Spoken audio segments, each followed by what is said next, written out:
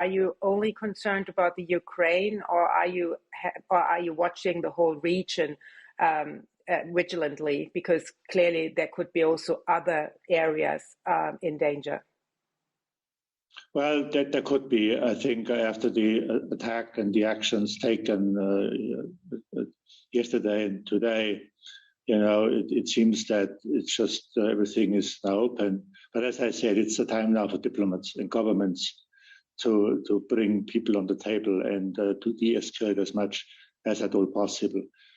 Business, should not speculate what could happen or should happen in terms of political order, but definitely our priorities are now to keep our people safe and do everything which we can that they are in obviously that they feel safe and protected and taken care of.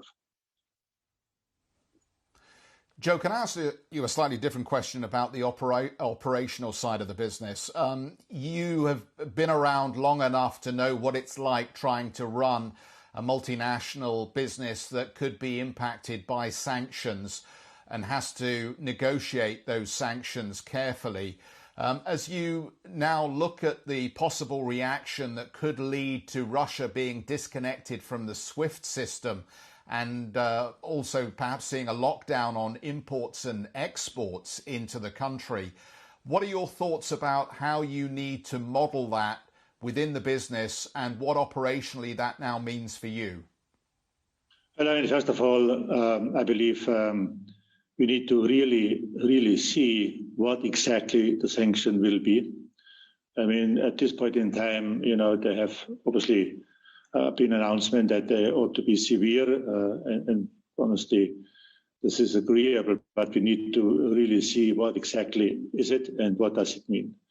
Definitely from what it looks like, the cutoff from the SWIFT system would be an extremely impactful matter, definitely. I would only want to caution everybody, please make sure, that cutting off the SWIFT, that this will certainly not be without consequences from the Russian side. So be it cyber, be it anything. So I think it's a very serious topic altogether. And once we know what the sanctions exactly are, we will obviously react. There is no doubt about the fact that there's a primacy on governmental and lawful topics, and any company, would be well served to follow suit. Everything else, I think, would be speculation, and that's exactly not the time to speculate.